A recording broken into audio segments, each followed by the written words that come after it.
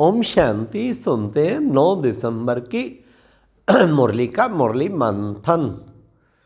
अच्छा, आज की मुरली में हम चारों सब्जेक्ट्स की पॉइंट्स निकालेंगे। हाँ, सबसे पहले पॉइंट आती जो बाबा ने ज्ञान की पॉइंट कही।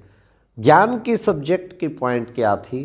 बाबा ने कहा कि देखो बच्चे, सच्ची मन की शांति। अरे शांति तो बच्चे परम धाम के सिवाय कहीं रह नहीं सकती। यहाँ पर तो आत्मा चुरपुर चुरपुर कर्मेंद्रियों में पार्ट बजाती कर्म करती है। संपूर्ण शांति तो शांति धाम में है।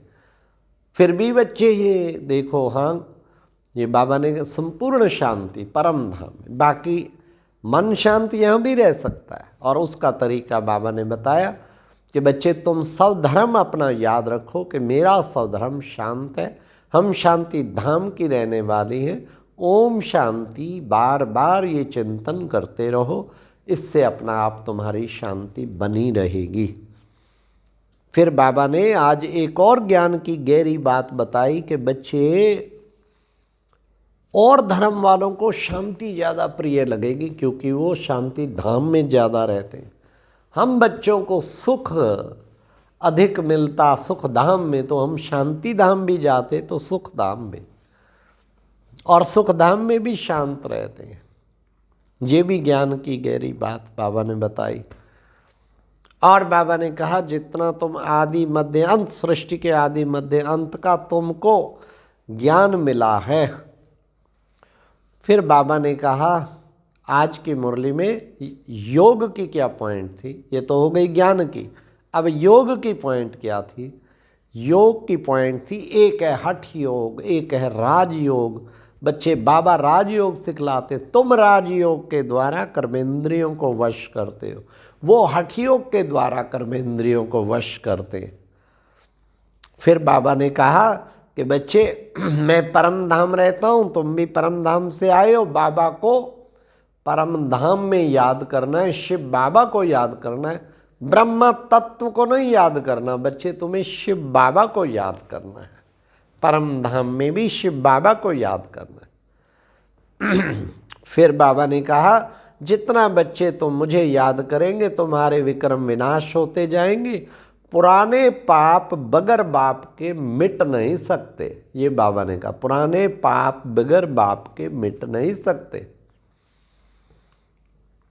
फिर बाबा ने बहुत ही सुंदर कहा कि बच्चे, ये योग की पॉइंट थी सारी, और उसके बाद आ गई धारणा की, दिव्य गुणों की धारणा की पॉइंट।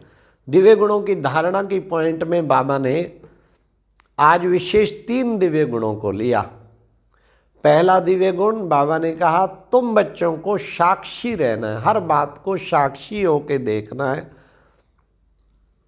समझो कि कल अर्थक्वेक होना है, तो बाबा बताएगा नहीं बच्चों को, फिर तो सब प्रबंध कर लेंगे और बुद्धि उसी में लग जाएगी, बाप को याद कर नहीं सकेंगे। इसलिए तुम्हें सब कुछ साक्षी होके देखना है। दूसरा दिव्य गुण बाबा ने कहा तुम बच्चों को अचल अडोल होके रहना है। तुम हो महावीर महावीरनीय, तो तुम्हें अचल अडोल होके रहना है। जितना अचल अडोल होके रहेंगे तो महावीर महावीरनिया बन जाएंगे।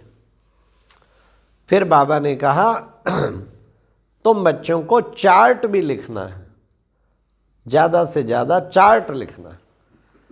आज बाबा ने सेवा की भी पॉइंट सुनाई। बच्चे, बड़े बड़े प्रोजेक्टर द्वारा बड़े बड़े व्यक्तियों को निमंत्रण दो, उनको समझाओ।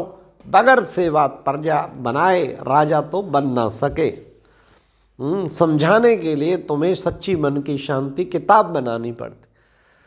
आज का वरदान था मनसा वाचा कर्मणा, संबंध संपर्क में पवित्रता धारण करने वाले परम पूज्य भाव। और स्लोगन था, बाबा ने कहा अपने भविष्य को स्पष्ट देखने व जानने के लिए संपूर्णता की स्थिति में स्थित रहो। अच्छा, ओम शांति।